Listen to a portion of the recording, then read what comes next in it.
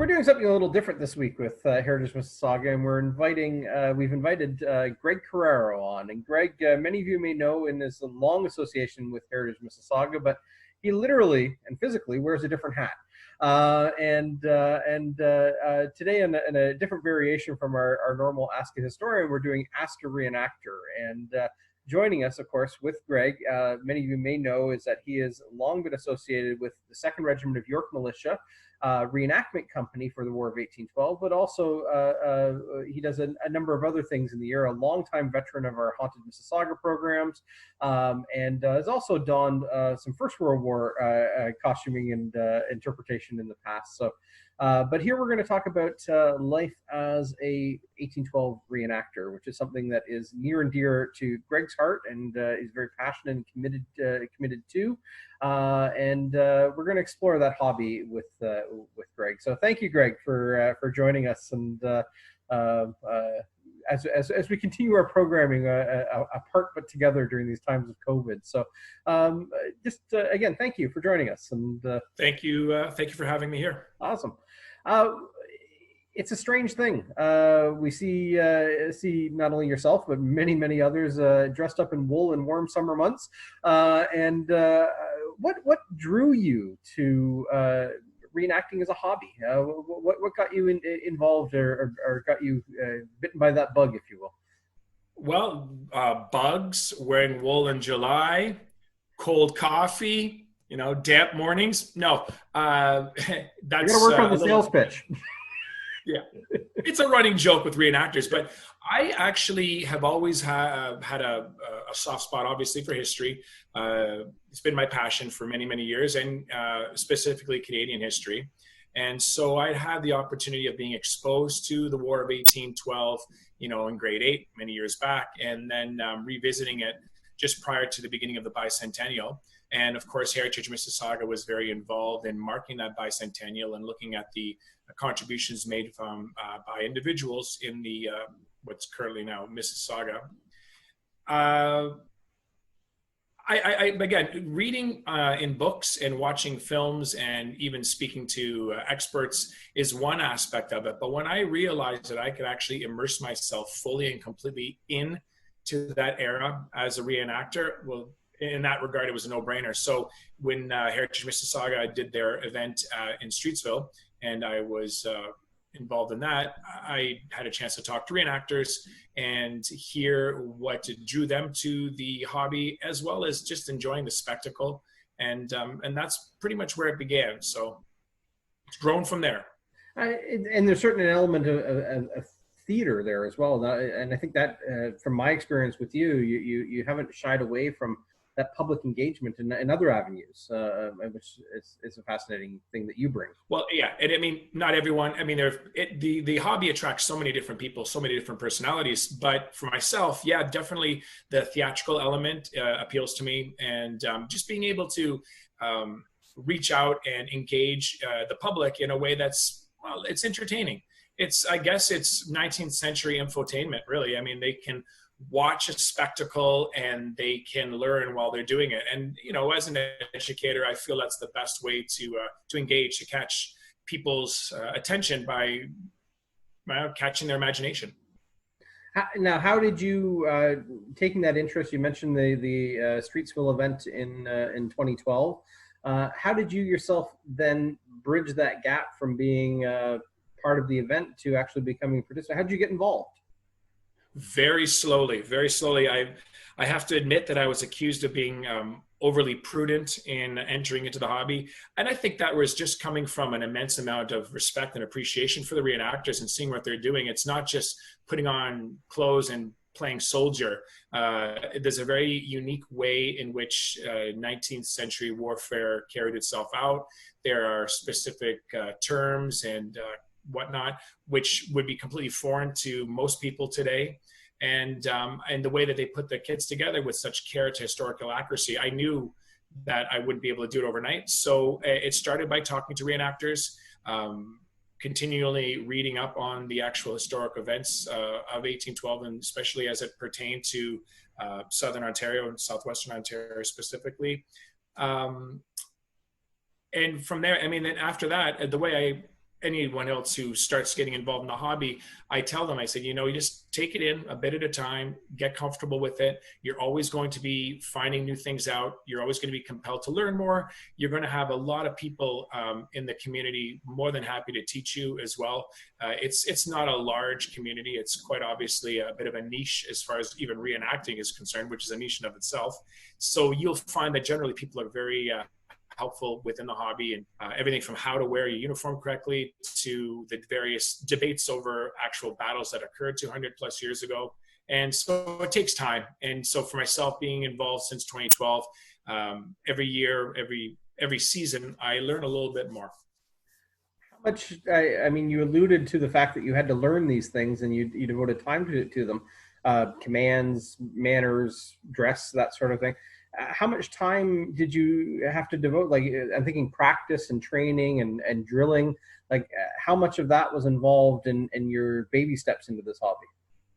Oh, a fair bit, a lot more in the beginning than now. I mean, weekends with, you know, and starting small because we began as a reenacting unit pretty much all as newbies. So we were all learning together. We had the opportunity of some really great instruction from some individuals at Fort York, some of the employees at Fort York, where we were able to actually go to the fort, which really helped to immerse yourself into it. And just wearing, you know, shorts and t-shirt, and initially with not even, you know, with fake muskets, learning the basics that way. And again, having those experts being able to help us. And it was, you know, weekends here, weekends there. We still have in the larger kind of context in the organization that we're involved with, there are training events in the spring, usually, and where we learn about various new techniques and debate on best practices and establishing best practices as well. And that also includes, of course, safety. And then within the companies, we also arrange for a minimum of 2 day-long drills, one in the spring to kind of get the cobwebs off, and then another one in the fall. So, and in between are the various reenactment events. And so as events continue, as they progress, kind of we get a little sharper, but it does require time. It's a hobby, and with any hobby, it's something that you've got to be making the conscious effort to make time for. So if somebody wanted to explore the hobby that has never been part of it and always been curious about it, I mean, you've been down that road and now you're in it, both feet, so to speak. How would somebody engage with you or engage with the hobby in general of just trying to see how they could connect to exploring this? Well, what advice could you give? Talk. I mean, do what I did. Don't be shy about going up to a reenactor and talking to them about their experience and what drew them to it. And again, you know, every reenactor is going to be different. So, you know, talk to several people, get several opinions.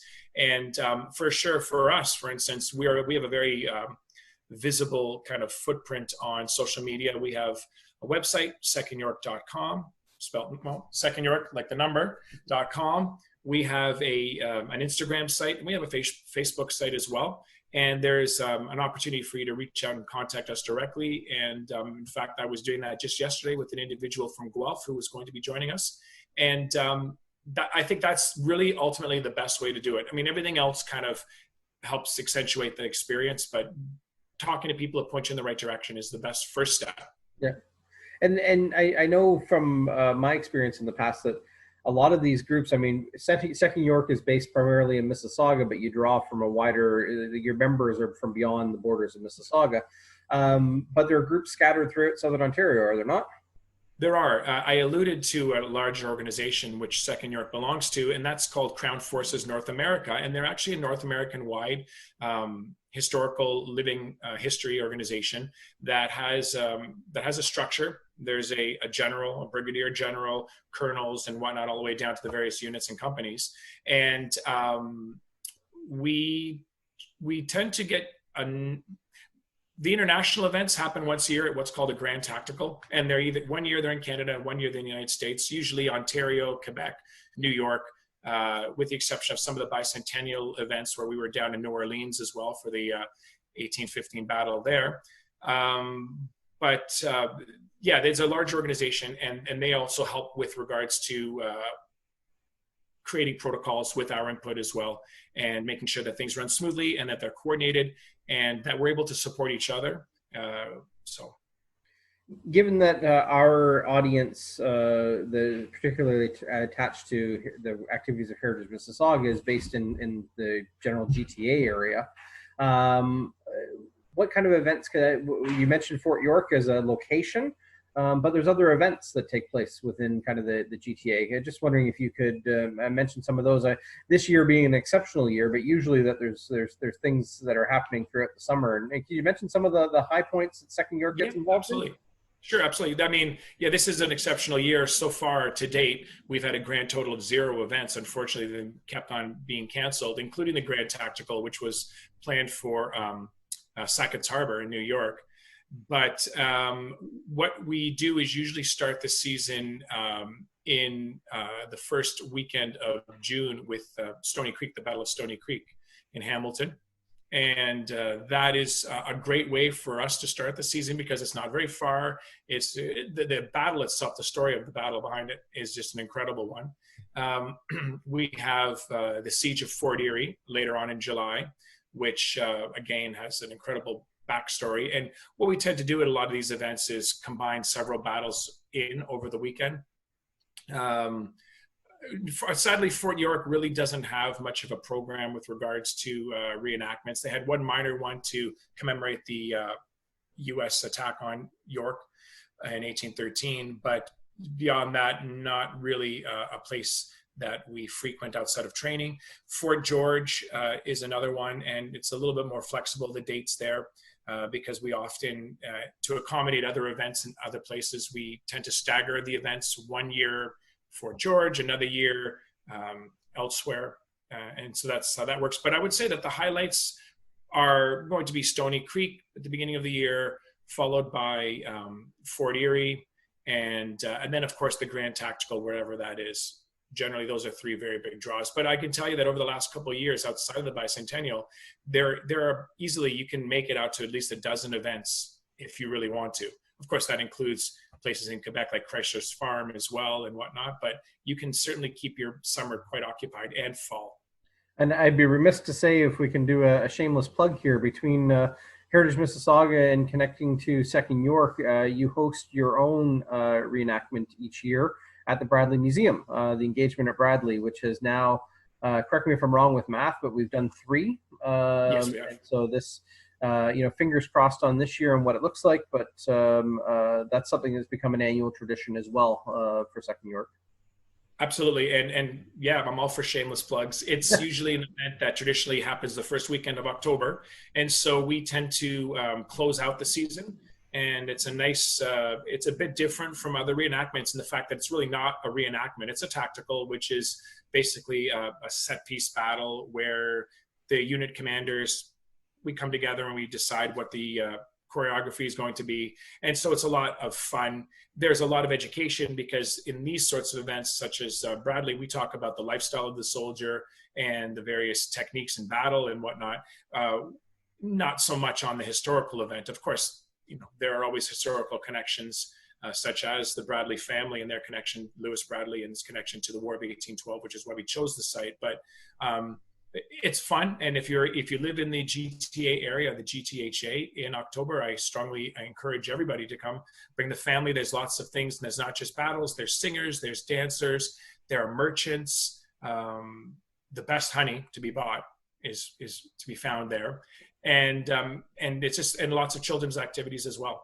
So. And also the encampment as well. We haven't really touched on kind of the civilian aspect of it as well, but different ways to engage.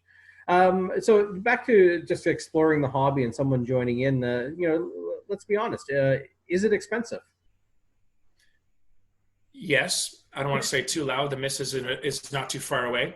We are in COVID right now, so I can't hide. But it is. And I mean, it depends on the roles that you take, the role or roles that you take, because, while there is certainly an opportunity for you to acquire authentic, 200-year-old Napoleonic, uniforms and whatnot, most of it is made by a handful of tailors and seamstresses. And of course, to source the various materials that need to go into the uniforms and the equipment, it's not cheap and it's a small market. So it can, what you always tell new recruits is, first of all, Second York, along with other units, we like to provide a certain amount of basic kit, as we call it, to get people started off, and then they start saving their own money. But I mean, yeah, a musket alone will run you north of $500, and that's for the base kind of models. And if you're going to be what we call a line, an infantry soldier, you're going to have to pay for a tunic and pants, footwear, foot covers, accoutrements for your cartridge box and your bayonet. It adds up, and then there are always going to be the temptations to expand your impression, because that's what you're doing. You're not just going out there and, it's not like laser tag or paintball where you're just dressing up in combat gear and going out and fighting. You want to be able to demonstrate to the public what the various parts of your kit mean and what they are. There's tents to buy, there's camp gear to buy, and it's all period stuff. And it's usually, like I said before, made by artisans who are, making most of this stuff from scratch based on plans that were developed hundreds and hundreds of years ago. But you were mentioning also that there's a way to kind of baby step into it where, yes, come and see if you're interested and wanting to take part of it, and you gradually grow into. It's not like you have to throw down the money just to start. No, and that's exactly. It's not like you have to. So as I say before, we will supply you with whatever we can in terms of a frock or a tunic and pants and a round hat, or and even we will loan you a musket in the short term, and whatever it takes to make you want to do this to have fun and not to stress about money. And I always encourage people to take their time. Every once in a while, a deal will pop up. Someone will leave the hobby, retire or whatnot, and they will sell it, and you will find a nice deal. And then you'll also, a lot of people learn their own craft. Over the years, more and more of the individuals involved in the hobby are making their own uniforms, and also making a lot of the leather work, and all sorts of incredible things. If you're involved in this hobby, there's no shortage of things that you can do outside of just being on the battlefield. Right. I mean, the possibilities are endless. And so starting off slow, taking your time. Everyone understands if you're new to the hobby, everyone knows it's an expensive one if you do it all in one shot, but gradually, like everything else, you learn everything gradually, you kit yourself out gradually, and before you know it, you have a real problem and an inability just to not buy things. It sounds like a consuming hobby. It is very consuming in every way, shape, or form. But yeah, financially, if you wanted to, there's no shortage of ways to spend that money. A personal question. Why do you do it, and what do you like most about it? I do it for a number of reasons. And I guess one of them will be what I like most about it. And it's kind of hard to put a finger on what I like most about it. But as I say before, being a history teacher, being a history enthusiast, to immerse myself completely into that era is just as good as going on holidays, as far as I'm concerned, because we do unplug, and we make our food on fires, open fires, and we try to eat period correct foods, and we're living in the tents. And I mean, there's very little of modernity left after a weekend of reenacting, and I just love that escape. And that's, another part of that is that whatever's going on in the rest of your life, good or bad, it's out of your mind for a weekend, and you're with other people who share this very unique kind of interest, and you're transported into another place. And it's such a relaxing way of getting away from all the things that modern life can throw your way. So that, and then of course the camaraderie. I'm not going to lie, being on the battlefield with lots of explosions, the little boy in me has not gone anywhere, so it's quite exciting. The battles are very fun, but like, again, a lot of the greatest of moments in my time reenacting are talking with interested audiences, and also talking with others in the hobby who I see generally only at these events. So I see them like 7-8 times a year, and friendships form out of that. And so you look forward to seeing those people as well. Wonderful. I mean, it sounds like just a fascinating way, and I've seen you engage in events. I've seen you engage with audiences, and there's such a I don't know, you put yourself in costume, you put yourself in front of people, or sorry, in uniform, I should say, and you put yourself in front of people, and there seems to be this dynamic relationship that evolves where you are. I've used this word, this terminology before, but you're giving a history lesson without your audience knowing they're receiving one. Yep. You become this this part of this engagement, and that's probably a perfect word. Yes. It's an interesting dynamic to see it play because I've seen it firsthand, and it's just fascinating. It's not just yourself. I mean, I see this within the reenactors themselves. You put on those uniforms, you put on the clothing, you walk within the encampment, and it transports you, but it transports the audience too. I always find that the least effective way of educating is when the subject knows they're being educated. So, if it can be couched in theater or in some other form of more dynamic illustration, then yeah, definitely you're giving the person an entertainment value, but they're going to be walking away with one or two neat little morsels of information that they otherwise wouldn't have known, that fun little bits of trivia that they'll come away with. But it's true, the interaction is great, it's dynamic, and just when you put on the uniform, you feel different. I mean, not only do you have to comport yourself differently because of the nature of the clothing, but you just feel different. And believe it or not, in July, in the height of the summer, wearing wool is not so bad. I'll tell you, it's actually in a lot of cases better than wearing shorts and a t-shirt. People have laughed at me, but wool is a fantastic natural fiber. There's a Well, plug for the wool industry. I can see the splendid red coatee hanging up behind you. So I'm wondering if we can take a moment here and put that thing on, and let's see what it looks like. Sounds good. All right. Well, there we are in our uncomfortable wool. The Very loose. Yeah, looking splendid in the red, though. I must say it is a striking uniform, and this uniform is depicting you as the captain of the regiment. Yeah, that's right. Well, I mean, this would be the standard issue tunic for an officer in the Upper Canada Militia. It's sharp. It's the quality of the wool and the buttons, the gold lace, all indicate that I am an officer and certainly someone of means, because in the militia, and we could talk about this later on, but in the militia, the officer is the officer, not necessarily because of any military prowess or experience, but because they're usually someone in the community who has means and influence in other ways, perhaps politically, perhaps as the local doctor, whatever it is. And so they're the ones who are able to have the ability to raise a company of locals to help out in whatever way the British Army needed them. So it's plain. Sadly for me, I don't have many options as far as elaborating the look, because this is was the standard, the blue face and plain without gold anywhere on the lapels. Right. Unlike our friends in Lower Canada, of course, they had to be a little fancier. But. Sounds like a reenactor's lament is what. How does one become a captain from a hobby perspective? Well, I think more often than not, it's somebody who's literally come up from the ranks, someone who's had the opportunity to know what it's like to be a private, and then usually on to becoming a sergeant.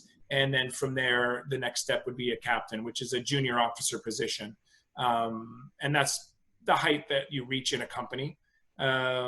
Myself, it was a bit of a different path, and that's because we started off as a project of Heritage Mississauga, basically as a way of providing tangible lessons in the War of 1812. And so I had to learn from scratch. And I did get training as a private, but in the field, I've had some experience, but generally I've had to kind of become a captain overnight, which I'm not going to lie to you, and still does have its challenges versus somebody who has been doing the hobby for 20 years from the ground up. Sorry, go on. No, go ahead. But I'm just saying, from a hobby perspective, I mean, this is in a sense, it's quasi-structured in a military way too, where increase in ranks then is not only by merit but through ambition as well, but also from a personal perspective, you have to make that financial investment as well. I mean, this is You got it. You said it. You summed it up perfectly. I mean, you need to be able to prove yourself because this is reenacting, not real warfare. It's not done through heroism or any sort of gallant feats, but it's done through dedication to the company. It's done through, because of the fact that we are living historians, it's done a lot to do with personality as well, knowledge, commitment, but also an ability to impart your knowledge in a way that's going to, you know, bring in audiences and whatnot. So there are a lot of different factors, and some organizations, some units elect their commanders, whereas ours, because it's a subcommittee of Heritage Mississauga, has a more unique structure, because I am also on the board of directors for Heritage Mississauga and the vice president. So that is also part of the criteria that got me to the position I'm at as well. But yeah, there are various different ways in which you do it, and there are various different reasons why you do it. It's not, oh, if I can just kind of take that question and diverge a little bit, it's, I don't think that everyone does or should aspire to be an officer, because there are a lot of responsibilities both off and on the field, and we don't fire muskets, we don't get to play bang bang. We command, which I quite enjoy, but at the end of the day, whatever happens as far as, you know, something as trivial as just having, well, I shouldn't say trivial, but from having fun to safety, it's all kind of on my shoulders. The responsibility's there. So, you know, people being people, there are always going to be interpersonal potential conflicts, and I, you know, need to be there to kind of help bring parties together, and need to also make sure that there's a continuity in education, and that the information that is being given out is consistent and accurate. And we have a code of conduct with regards to the way we comport ourselves in public, and, you know, all sorts of things that you would imagine from any other public organization. And that, at the end of the day, has to fall on me to make sure that it's known, it's enforced, and and somewhere in between, everyone has a good time and everyone learns. Because and still have fun. And still fun. Yeah. Absolutely. What kind of, you alluded to a little bit of it, but what kind of responsibilities would you have as a captain at an event, whether it's your own event or somebody else's event? What falls under your purview in terms of, I mean, you still want to have fun. You're there as a hobbyist, but at the same time, you have some responsibilities.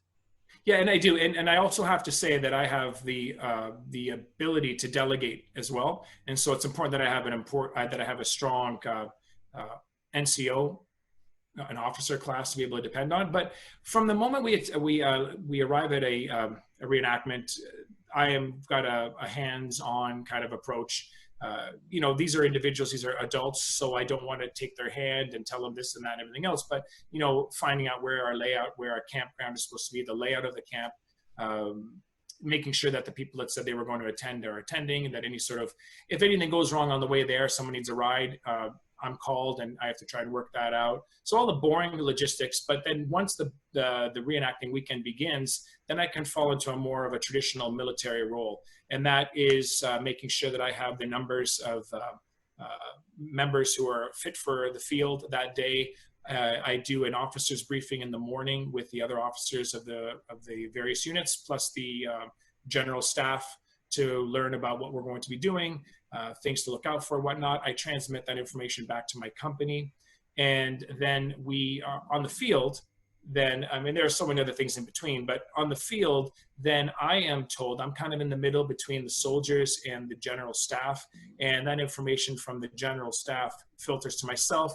And I guess I'm kind of like the remote that steers my unit of, you know, 15 or 20 people to do what we're supposed to be doing. It's a chess game. I mean, it's a big field and it's a chess game, but I'm not the one who's necessarily, just because of the nature of that era of warfare, independent thought was not something that a line infantry or a center company was generally encouraged to do. So I'm told to do this, do that, do this. There are some exceptions. If historically, the militia in Upper Canada played a role as being a light company, which basically meant these were smaller units of more independent thinking squads who would engage the enemy first and kind of harass the enemy in pairs or in fours, shooting at the enemy and then withdrawing and shooting, just being basically an irritant in their side. And when armies retreated, The light company would also create a rear guard to protect the main body as they escape. So in those places, we have a little bit more freedom on the field, even in reenacting, in order to decide when to fall back or when to advance and when to fire and things like that. So there's something for everyone. And from a logistics perspective, I've been curious about this. Some of the reenactment fields are massive in size. I mean, you are quite separated from different groups of people. How do you communicate on the field itself? Like, how do you as an officer receive orders and then give orders? Just a practical sense.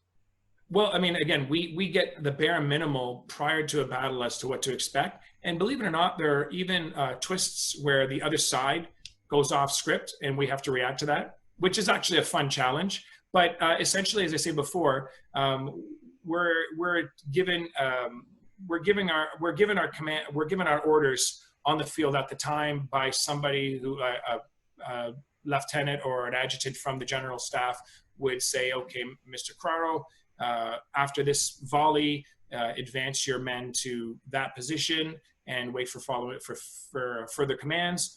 Or there are ways in which we leapfrog, where one company moves forward and fires, and they wait, and another company passes them and does the same. Right. And so it takes on a natural rhythm where we know what we're going to do, because once the kind of machine is in play, we only know when to stop, and we stop when we're told to stop. Right. Now, once the big red machine gets rolling, it's hard to stop us. when a battle is engaged, and you're on the field and you're commanding your company or your regiment, you mentioned earlier about the planning, kind of the getting your instructions.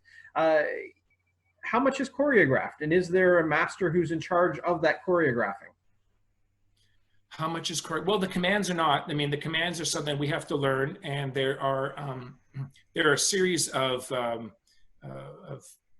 there was a series of general orders given out at the time, and there were numerous publications, manuals, if you will, that were written by various officers. And that was not uncommon for officers to spend some time in the field and then write a book, a regulation on light infantry tactics or whatever. And sometimes they would just be popular and would be taken up by officers in various regiments, and they would become the norm. Or more often than not, in the case of the British Army, they would recognize certain publications as being the ones which you've got to abide by. And so we have to know those commands. I mean, the commands don't generally change, tactics do. But so when people always want to know, when you die, how do you know when you're going to die?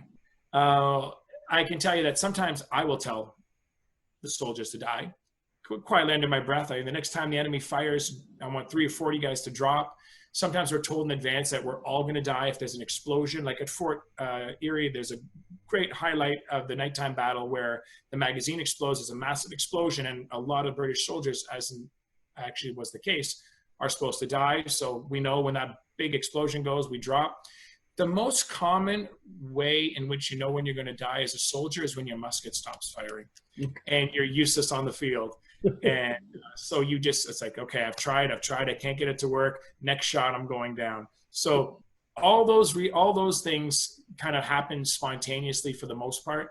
As far as my commands and whatnot, things happen. There are issues that I have to deal with on the field, sometimes safety issues, sometimes not.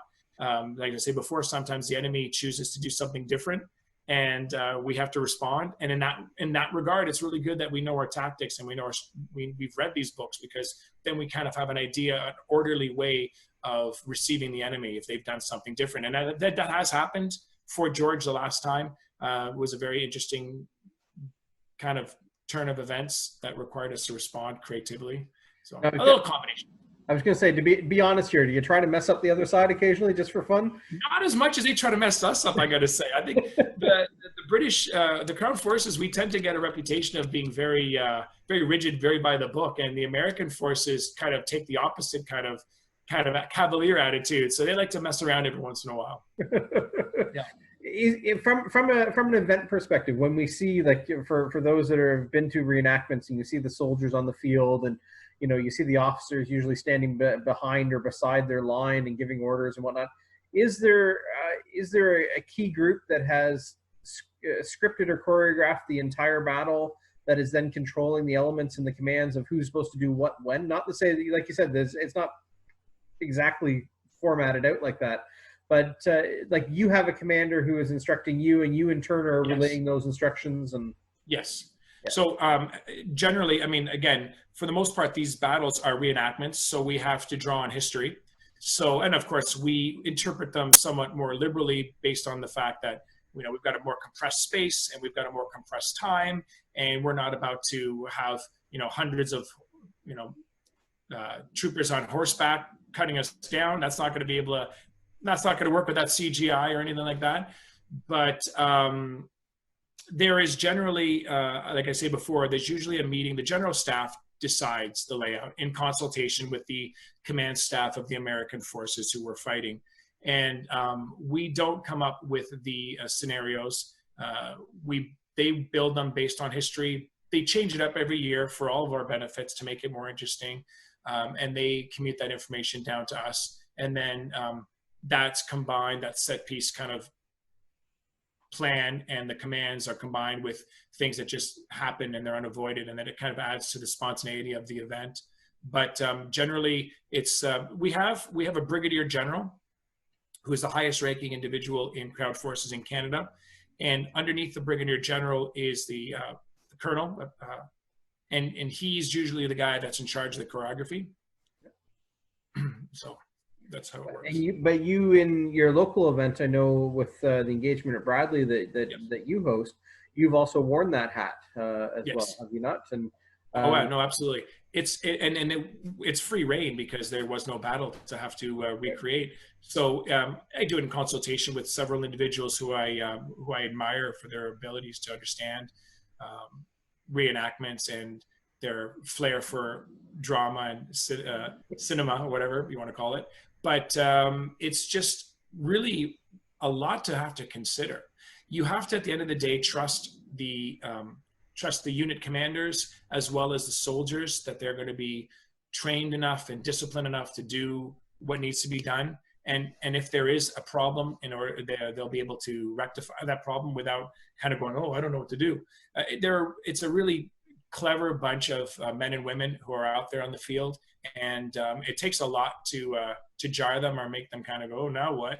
Because they've been through it all, they've seen it all. And then in that regard, it's my responsibility to make sure that the battle scenarios are both fun and informative for the public, but also fun for the reenactors. And so for me, and that has a lot of influence on the way in which I decide to choreograph the battles as well. And within the fun and within the education, which are what we all strive to see and engage with and thoroughly enjoy, health and safety is a significant part of that. And how does that get managed, if you will, from an event perspective? No, that's probably the most important thing. We have, as I say before, we have Crown Forces, the organization, the umbrella organization, the Living History organization, has guidelines which we all have agreed on, and we've all passed on to our units, and making sure they're aware of proper storage of. I mean, we use black powder. We're obviously not using lead balls, but we're using the powder, the propellant. So, you know, if that's handled incorrectly, there could be some very serious injuries and, you know, perhaps even worse. I mean, so we have to make sure that not only are the members well trained, but also that they're very well aware of the environment around them. You know, we've got bayonets; those are sharp as well. Guys have daggers. I mean, there's a lot of things out there that could cause harm if not cared for properly. So that's where our sergeants are really important, or safety officers who stand behind the line where we're firing. And if you see the videos, you'll understand. You'll probably recognize those people. People that are not firing but watching everyone in front of them, making sure they're loading properly, making sure that they're firing properly, making sure that there's a flash guard, which is a piece of metal that keeps the spark from kind of blinding the poor sucker who's beside you. So we're constantly, and myself as well, I'm at the front. I'm watching when we give the command to fire. I'm not watching the enemy. I'm watching my soldiers, and I can see that if there's a problem, or if one of the newer recruits may be overwhelmed, or if someone may be having problems with regards to hydration, because the heat can be a dangerous thing in and of itself. So we're constantly watching. So I'm not, again, there you can add that on to the reasons why you may want to give not being an officer a priority in your reenactment life, because we are trying to fulfill the orders that we're being told. We're giving out orders. We're watching for safety, and we're making sure that things are fun, and we're communicating as well. I don't do this alone by any stretch. I will have as I said before, I'll have a sergeant, and I'll have some senior soldiers or other NCOs who will be able to, I can relay information. They can do that kind of stuff for me while I'm focusing on other things. It's not possible to be everything. And if you can't delegate, and if you can't trust the people under you to delegate, you shouldn't be doing your job. Yeah. For all sorts of reasons, but safety being a big one. Now, do you ever get to take the captain's hat off and be the private? I do. I love it.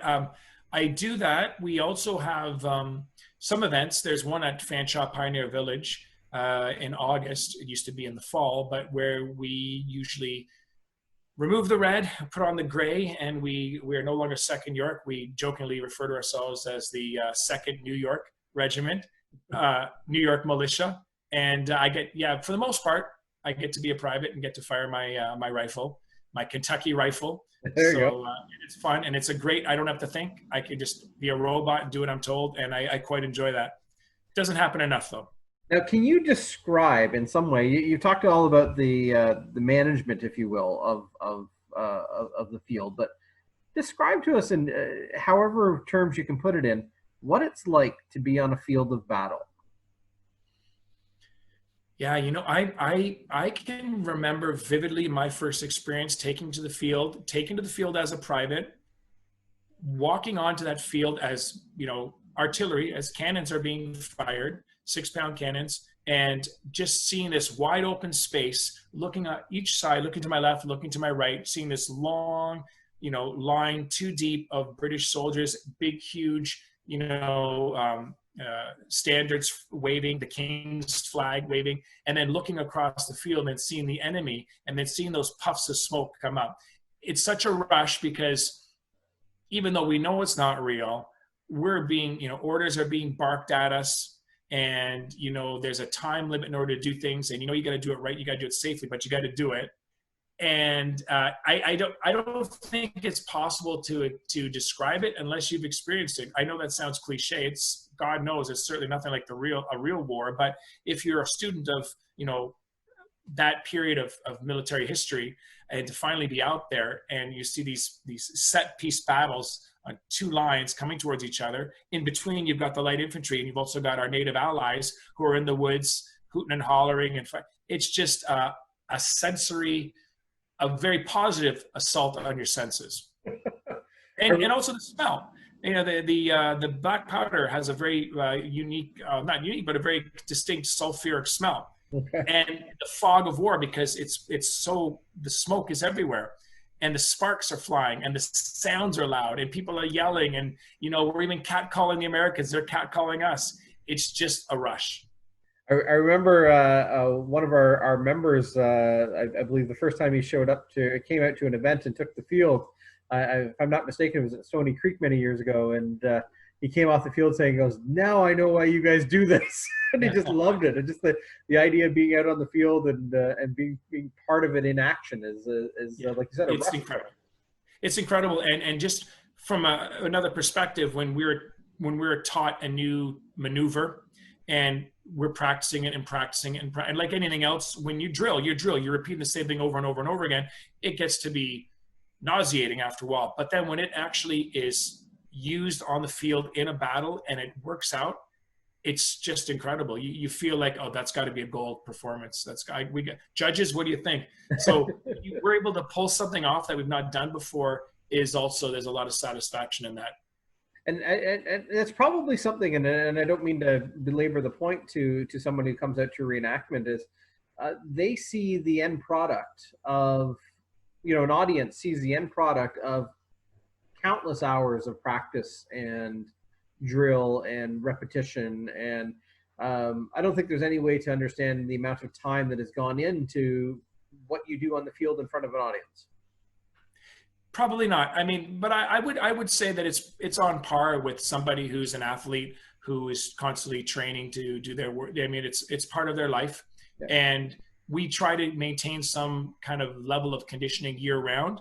But certainly, come early spring, we're out there, doubling up our efforts to make sure that we understand the various aspects of things that we need to learn, from marching to firing to everything in between. And it takes dedication, but if you love it, it's not a problem. It's not a chore. True.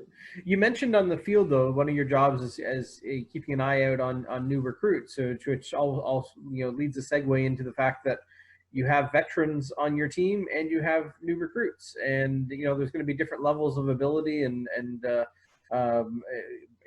what they've done and what they're comfortable in doing, and but that you are recruiting. You have new people that come on board and you train them, and yeah. Describe what happens with the new recruit in terms of what they learn. Well, it depends on who the recruit is. I'll say, for instance, last year we took on a new recruit who was 16 years old. He's still young. He's still a teenager. He's younger, and his experience is high school, not even out of high school. So he's going to have to learn everything that every other soldier has to learn. But my approach to him is going to be slightly different, perhaps a little more, for want of a better word, paternalistic, looking out for him like a father on the field. Whereas other recruits we've brought on have been north of 40 years old with actual military experience. And then dealing with them is a little different. I mean, for them, the biggest challenge is having to unlearn modern drill and relearn the old drill, because there are differences. Right. But as far as a new recruit coming on, it is what I said before, everything comes in time, but they will be taken by one of our corporals or our sergeants and given extra drill. They will be learning the very basics on how to hold a musket, learning the various parts of a musket. I mean, that's something that everyone is required to do, but our company's large enough now that we have some veterans. We have a fair number of veterans that we don't expect to have to go through the whole, spring training. Everyone goes through everything, but our mid-season and our fall training, the new recruits get that extra bit of repetition, and the more senior veterans do more advanced things. So it depends basically on the personalities, the experience, the backgrounds of our recruits. They all receive the same standard training, the same basic training, but the intensity perhaps at which we do it and the time that we spend on certain aspects varies based on their competency and based on their background and demographic. What kind of commands do you give on the field? Like when you're out there in a battle and you're issuing commands, you mentioned much earlier on that you had to learn these things. What are some of the commands that you give? Well, one that's really important, I mean, they're all very important, but you need to know when advancing, you need to be able to do it in a way that's, when we use the word choreography, and I would say that even in the real battles that existed, there was a choreography. So timing was really, really important. To be able to control the cadence of the march would have an important role. So if we're just beginning our march, there'd be various commands. Like to start a march, the standard command would be by the right, at the ordinary, march, which would explain, by the right means that when we stop and we reform the line and we straighten the line, we look to the far right end of our column or our line in order to do that. I don't want to get too technical about it, and then at the ordinary is the speed in which we advance, which is ordinary is a very slow march by today's standards. And then march is the command. So there's the preparatory or the warning of what's going to happen. And then the command is to march, execute. So every command that's given, there's always going to be a warning, for want of a better word. This is what we're going to do. And then the actual execution of that, whatever maneuver it is. Yeah. In trying to navigate through narrow objects, crossing a bridge, for instance, you may be advancing as a line, maybe a dozen people across, or even 4 or 5. You need to narrow that down. You got to move into a column. Commands have to be given on the march in order to be able to do that. And so depending on what's in front of you, that's what needs to be done. It's just a fascinating realm, and I think on that we should say thank you. And but as a close, to anyone watching this, if you have any questions for Greg, any things you want to explore, any things that we didn't cover here, offer you a chance to send in your questions, and we'll revisit this sit down at a future date and explore some of the other aspects of the hobby of reenactment, and some of the passions and the expertise that Greg brings to the table, not only as Greg Carraro of Heritage Mississauga, but as Captain Carraro of the 2nd Regiment of York Militia, Thompson's company. And with that, Greg, if you're any last words, Captain. Sorry, can I add one more thing? Absolutely. Okay, no, I just wanted to say that if anyone is interested, they can contact us through secondyork.com, and there's a process. You can put in an application process, and you will have a discussion. You can have a talk or email with usually me, and I can help you with wherever you're coming from, and help you with the logistics, give you the idea of costs of different various things. I encourage everyone to take a look at our website, and I imagine our social media information will be made available to everybody. And I just welcome anybody, man, woman, or child, who's interested in any aspect of the hobby. It's just a fabulous way. It's a great way to spend a weekend with the family, and a very unique way to do it, and where there are a lot of interesting, very useful kind of values and lessons to be learned. So come on down once this whole COVID thing ends. We're on the field again. We'd love to see everyone there. I was going to say, when COVID is over, I think there's going to be a lot of passionate reenactors that have a desire to get back out there and do their thing, and some people going stir crazy probably at the moment. So hopefully, if not later this year, then certainly next year, we see everyone back out on the field. Go to the events that you talked about, whether it be Stony Creek or Fort Erie or the engagement at Bradley or many others, and check out the events, check out the passionate people involved, but also check out secondyork.com and the 2nd Regiment of York Militia. Outside of Greg in red, they're the rest of the guys wearing green, and there's a story behind that. And perhaps we'll explore the uniform in a future episode. Thank you, Greg, for your time, your passion, and your commitment to the hobby and to the endeavors of Heritage Mississauga. I greatly appreciate it. Well, thank you very much for having me, Matthew. It's been a pleasure. Awesome.